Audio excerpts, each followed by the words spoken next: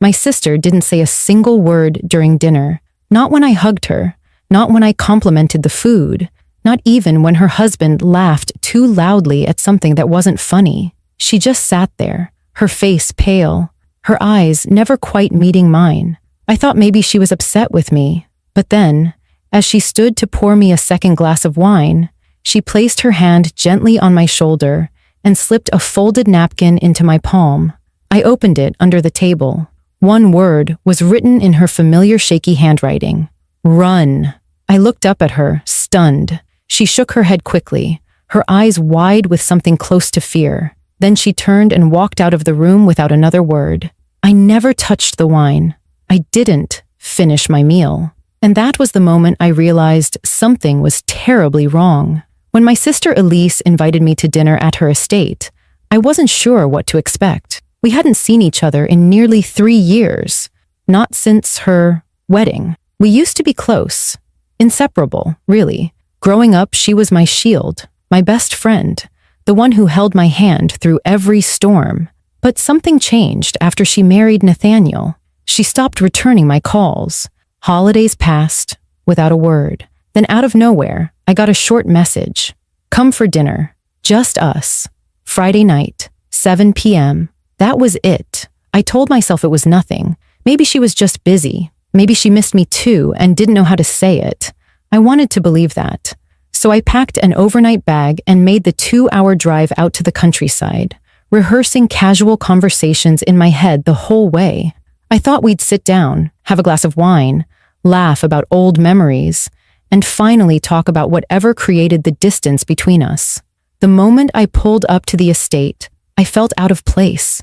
The house was massive, stone walls, black iron gates, everything perfectly manicured, too perfect. Nathaniel opened the front door before I even knocked. He looked like he always did, charming, polite, well-dressed. His smile didn't quite reach his eyes. Camille, he said warmly, arms open. Elise is so happy you're here. But she wasn't there to greet me. He led me through the marble entryway into a long, quiet dining room where the table was already set for 3. Elise came down a few minutes later. She looked thinner, like she hadn't been sleeping much. Her long, dark hair was pulled back tightly, and she wore a dark green dress that matched the curtains behind her. She hugged me briefly, her arms stiff, her smile too careful. Hi, she said, that was it. No, I missed you. No, how have you been? Just a quiet, strained hello. We sat down, and Nathaniel poured the wine, going on about the renovations they were doing, the staff they had let go, and some political event they had attended last month. Elise barely spoke. She nodded, forced a small smile now and then, but her eyes never stayed on either of us for long. I tried to draw her in. I asked about her painting, something she used to love. She didn't answer, just stared at her plate. I started to notice things. The way she flinched every time Nathaniel's voice got louder. The way her hands shook slightly when she picked up her fork. The small bruise just below the cuff of her dress. I didn't want to jump to conclusions, but I couldn't ignore what I was seeing. Something was wrong. Still, I didn't expect what happened next. When she stood up to pour more wine, I looked at her again. This time, really looked. Her hands were trembling. She wouldn't meet my eyes. And then, quietly, carefully, she placed the folded napkin in my hand. Run. I didn't understand. From what? Why now? Why invite me at all? I looked across the table at Nathaniel. He was still talking, smiling, as if nothing was out of place. But I knew something had just shifted. The air felt heavier. The warmth in the room had vanished. Elise walked out of the room without another glance, and I was left alone with a half-full glass of wine and 100 unanswered questions. I sat there frozen, the note still clenched in my hand under the table, heart pounding so hard I could barely hear Nathaniel's voice anymore. Run. That was all it said. Just one word, but it was heavy, like a warning pressed directly against my spine. I didn't move. I didn't speak. I just stared at my plate, pretending to listen, pretending to smile, while my mind raced in every direction. What had I just walked into? Nathaniel kept talking as if nothing was wrong. He asked about my job, mentioned something about real estate, and even cracked a joke about the traffic I must have hit on the drive in. His voice was smooth, friendly, confident, but I couldn't ignore the way it filled every corner of the room, like it needed to cover something up. When I looked up, I noticed that Elise's place setting was still untouched. Her chair was empty, her wine glass still full. No one acknowledged her absence. Nathaniel didn't even glance at the door she walked through. It was like she had never been there. "I hope you're hungry," he said, lifting the silver dome off my plate to reveal a perfectly plated dish. "Elise insisted on making your favorite, roasted duck with wild rice." She remembered. He smiled again, and for a second, it looked sincere, but something in his eyes was off, too still, too unreadable. I forced a smile and thanked him, but I didn't touch the food. I couldn't. My stomach was tight, knotted with confusion and a creeping sense of dread. I kept glancing toward the hallway, hoping Elise would return, give me some sign that this was all just a misunderstanding, that she was being dramatic, that I was overreacting, but she never came back. I excused myself from the table, saying I needed to use the restroom. Nathaniel nodded politely, not bothering to stand. As I walked out, I took the napkin with me, folding it tightly into my palm. The house was quiet beyond the dining room, the kind of quiet that felt unnatural. I called out softly, "Elise?" But no response came. I wandered through the hallways, unsure whether I was being followed or watched. Every step felt heavier. I opened the first door I found, an office. Nothing strange there. The second door was locked. The third was what looked like a guest bedroom, perfectly made, untouched. Then I found her phone. It was on a small table in the corner of the living room, half hidden under a throw pillow. I picked it up, surprised it wasn't locked. There were no recent texts, no calls, but in the Notes app, one entry stood out.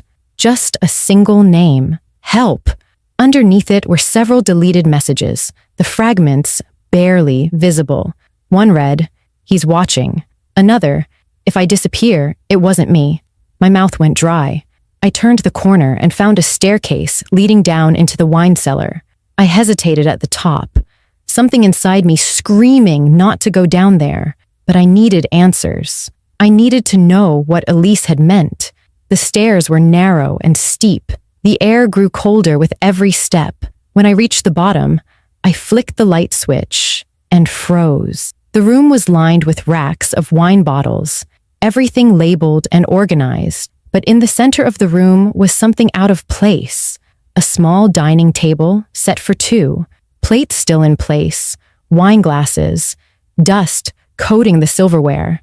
The chairs were pushed back like someone had left in a hurry, and on the white tablecloth were dark, dried stains that looked too much like blood. Suddenly, I heard a creak above me. I spun around. Footsteps. Someone was coming. I backed away, heart pounding, reaching for anything that could be used as a weapon. A corkscrew, a broken wine bottle, something. I held my breath as the door at the top of the stairs opened, and there he was. Nathaniel. He didn't look angry. He looked calm, collected. "You weren't supposed to go down there," he said softly, his voice echoing down the stairwell. I didn't answer. I just stared at him, trying to keep my hands from shaking. He stepped down one stair, then another. "Camille, this is all just a misunderstanding," he said. "You've got the wrong idea. Elise, she's not well. She says things. She doesn't mean them." But I saw the tension in his jaw, the flicker of something behind his smile. "I think I should leave now," I said, voice steady, though my knees felt like they might give out. He nodded slowly.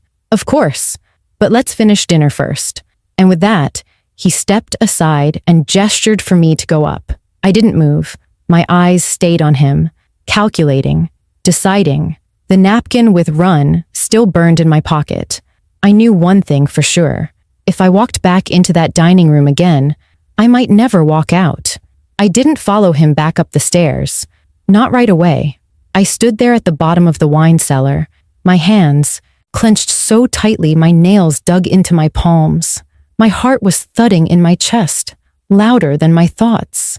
Everything inside me told me to run, sprint past him, burst through the front door, and never look back. But there was one thing keeping my feet planted to the cold stone floor. Elise. She had warned me. She had given me that note, risking whatever this man might do if he found out. That one word, scribbled in panic, wasn't just a warning. It was a plea. And she hadn't run herself. She had stayed behind with him. If I left now, I'd never see her again. And I couldn't live with that. Nathaniel was still standing on the steps, his hands casually resting in his pockets, his face unreadable. "Camille," he said, his voice gentle like a teacher speaking to a child. "You've always been suspicious. It's exhausting, really. Elise always said you liked drama. Do you see what it's done to you?" I didn't answer. I was looking around the room, at the dusty plates and stained cloth, wondering who had sat at that table, who hadn't made it out. I didn't want to be next. But more than that, I didn't want Elise to be the one left behind again. "I'm sorry," I said carefully. "Maybe I misunderstood everything." He smiled. "Of course you did. You're overwhelmed. You're tired." I nodded slowly and stepped forward, moving toward the stairs. "Can I get some air? Just for a minute?" He hesitated for a moment, then stepped aside, letting me pass. I didn't run. Not yet. I walked calmly up the stairs, praying he wouldn't see the way my fingers shook or hear the breath I was holding in my chest. When I reached the hallway, I turned left instead of right, toward the back of the house, toward Elise's bedroom. I had no idea if she'd be there. I just knew I had maybe one chance. The door was cracked. I pushed it open and found her sitting on the edge of the bed, her eyes red, her hands clasped tightly in her lap. She didn't look surprised to see me. She looked relieved. "You found it," she whispered. I closed the door behind me and walked to her. "What's going on, Elise? Tell me now, please." She looked up, tears slipping down her cheeks. "He doesn't let me leave, not alone. He controls everything, who I talk to, where I go, even my bank accounts. I can't breathe in this house." "Then let's go," I said. "Right now." She shook her head. "He'll know. He always knows." "We'll be smart," I said. "We'll move fast. I'll drive. We won't go home. We'll go somewhere safe. I'll call the police." "I tried," she said, voice breaking. "I tried last year. He found the report before I sent it. That's when he started locking the doors. Taking my phone." I knelt in front of her. "Why did you invite me?" She looked down. "Because I thought maybe he wouldn't suspect you, that if anyone could see it, it would be you. I didn't think you'd find the cellar." "Well, I did. And now we need to go before he does something worse." She hesitated. Then she stood. We moved quickly, quietly, avoiding the creaky boards I remembered from childhood. We went out the side door near the pantry, one I had noticed earlier, and unlocked when Nathaniel wasn't looking. I could see my car just a few feet away at the edge of the gravel driveway. The sky had turned dark blue, the sun nearly gone, the estate covered in shadows. We were 3 steps from the car when we heard his voice behind us. "Going somewhere." I froze, Elise gripping my hand like a vice. Nathaniel stepped out of the darkness, his face calm, but his tone sharp. He took 1 step closer, then another. "You shouldn't have gone snooping," he said. "Now you've ruined everything." I reached into my pocket and hit the emergency dial on my phone. It rang. I kept it low, my thumb tight on the screen, hoping the operator could hear him. Elise found her voice then. "Stay away from us." For a moment, he looked amused, but then something in his expression changed. He saw the phone. He lunged forward. I grabbed Elise and shoved her into the car. She climbed in as I slammed the door and locked it. My hands fumbled for the keys, my body shaking with adrenaline. Nathaniel pounded on the window, his face twisted into something I didn't recognize anymore. The engine started. I hit the gas. We sped off into the night. I didn't look back, not once, because I knew if I did, I might not be able to keep going. I didn't slow down until we were at least 5 miles away from the estate. I kept checking the rearview mirror, half expecting to see Nathaniel's car flying up behind us, headlights cutting through the dark. But nothing followed, just empty road and the steady hum of the tires beneath us. Elise sat curled up in the passenger seat, her knees pulled to her chest, silent and pale. The streetlights made her look ghost-like, but I could still see the tears streaking down her cheeks. She hadn't stopped shaking since we left. We pulled into a gas station just off the highway. It was nearly empty, just one flickering light above the pump and a man behind the counter inside, watching TV. I parked in the far corner of the lot, far from any cameras, and turned to her. "We need to call someone," I said gently. "Not just the police. Someone who will actually protect you." She nodded slowly, but her voice was barely above a whisper. "He has people." "What do you mean?" "I mean, he's not just some rich man with a temper. He's part of something bigger, a private network, lawyers, security, people who clean up his messes. You remember Claudia?" I paused. Claudia, a family friend, went missing 2 years ago after dating someone wealthy and strange. Her family never got answers. No body, no closure. Elise gave a weak nod. "She was at our house once, for dinner, just like you." I felt my stomach drop. "You're not the first," I said quietly. "No," she said, "but I'm the first one to bring someone in to stop him." I looked at my phone. The emergency call had connected when I hit the button back at the estate, but I hadn't stayed on long enough to speak. I redialed. This time, I didn't care about discretion. I gave the dispatcher our location, told them we had just escaped from a man with a violent history, that there were signs of prior abuse, that we were afraid to return home. They promised officers would meet us at the station. I hung up, but I didn't feel any safer. We stayed at the gas station for 15 minutes. Then headlights finally appeared from the main road. 2 police cars. The officers were calm, professional, but skeptical. We gave them our names. Elise showed them the bruises on her arms, the text messages she had once written and saved but never sent. I described the wine cellar, the second table, the blood. I begged them to search the estate. They left to investigate, promising to follow up. But even as they pulled away, Elise sat hunched beside me on the bench outside the store, whispering, "They won't find anything. He'll have already cleaned it all." She was right. The next morning, they called. Nothing was found. The cellar was immaculate. No blood, no second table, nothing suspicious. Nathaniel wasn't even home when they arrived. He had flown out just hours after we left.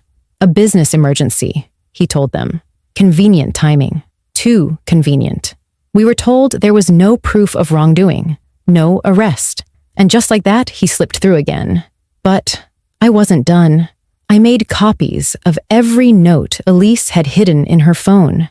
Every bruise was photographed. I reached out to Claudia's family, and they told me their story matched ours exactly. I contacted a private investigator, someone outside the system, someone who didn't owe Nathaniel anything. For the next month, we stayed in hiding. Elise barely slept. She cried in her sleep most nights, waking up gasping for air. I didn't leave her side. I cooked. I watched the door. I answered every unknown number like it might be him, because we both knew this wasn't over. Then, one night, Elise walked into the room holding a small black flash drive. Her hands were trembling. "I found it in the lining of my jewelry box," she whispered. On that drive were emails, recordings, a folder labeled Clean Files. Inside, pictures of women, dates, notes, times, Claudia's name, my name, Elise's name, and a document that chilled me. Guest Disposition Plan-CR. It was enough. We handed it all over to the investigator, who passed it directly to a journalist known for exposing elite abuse cases. Within 2 weeks, the story broke nationally. Nathaniel vanished. The FBI took over. The estate was raided. This time, they found what they needed. Secret rooms, surveillance logs, burned documents. The table in the cellar was real. Everything Elise had risked to tell me was true. She hadn't just saved me that night. She had saved herself, and maybe others too. The story broke on a Tuesday morning. It was all over the news. TV headlines, online articles, social media posts. Billionaire linked to missing women. Secret rooms found in Blackwell Estate. Wife blows whistle on elite predatory network. Some called it sensational. Others called it long overdue. But for Elise and me, it wasn't just a headline. It was our lives. Every click, every comment, every repost felt like someone peeking into a part of us we were still trying to understand. And yet, despite the fear and exposure, we finally felt something we hadn't in a long time. Validated. The authorities officially opened an investigation against Nathaniel and his known business partners. More women came forward, some anonymous, some brave enough to show their faces. Elise wasn't alone anymore. That mattered. It gave her strength. It gave me hope. We weren't just reacting to what had happened. We were changing it. Together. Elise didn't go back to that house. She refused. The estate was seized as evidence, but even if it hadn't been, she told me she would have rather burned it down than walk through those doors again. Instead, we found a small, quiet rental near the coast. A 2-bedroom cottage with chipped paint, thin walls, and the sound of gulls screaming every morning. It wasn't glamorous. It wasn't secure, but it was free. And for the first time in years, she could choose who entered her space. She started painting again. Not soft portraits like she used to. Now her work was full of reds, deep shadows, sharp lines. Every canvas looked like a storm, but there was strength in every brush stroke. She never said much about what the paintings meant. She didn't have to. I, on the other hand, couldn't stay quiet. I wrote everything down, every detail, every moment that didn't feel real but was. I gave interviews. I sat in courtrooms. I sent emails to survivors, advocates, reporters, anyone who would listen. I wanted people to understand what silence looks like, how danger doesn't always announce itself with screaming and violence. Sometimes it hides behind fine dining, expensive suits, and polite smiles. Sometimes it's sitting right across from you, asking if you'd like more wine. Nathaniel was still missing. They never found him. There were rumors, international sightings, offshore accounts, a private plane that vanished off the radar. Every once in a while, a journalist would email us, asking if we were afraid. We were, but we weren't hiding anymore. One night, about 6 months after the escape, Elise woke me up just after midnight. She was standing in my doorway, barefoot in a long t-shirt, holding a glass of water in one hand and that same napkin in the other, the one she'd written "run" on. She had kept it all this time, folded and tucked between pages of a book neither of us ever finished. She sat at the foot of my bed and said, "I didn't think you'd listen." I looked at her, half asleep, but fully there. "Of course I listened." "No," she said softly. "I mean, I hoped you would, but I didn't expect it. I thought maybe I was already too far gone, too broken. I thought I'd go back upstairs that night and just disappear again." I reached out, taking the napkin from her. "You didn't disappear. You stood up." We sat in silence for a long while. Outside, waves crashed against the shore. I thought about that night, the quiet tension, the warning she slid across the table, the way her hands shook. I realized she had saved me before she could save herself. That kind of courage doesn't always look big and loud. Sometimes it's one word, written with trembling hands, slipped across a table full of danger. She started sleeping through the night after that. Not every night, but most. And every morning, she painted. I went back to school. I studied criminal psychology. I wanted to understand how people like Nathaniel thought, how they operated, how they got away with so much for so long. I didn't want to be a victim or even a survivor. I wanted to be a force that stopped men like him from ever doing it again. We weren't the same sisters we used to be. We didn't go back to who we were before he came into her life, but we found something stronger between us. A kind of bond that doesn't crack under pressure. It holds. And I still haven't finished that meal. but I don't regret it. Because when Elise passed me that napkin, she gave me more than a warning. She gave me a choice. I chose her, and we ran.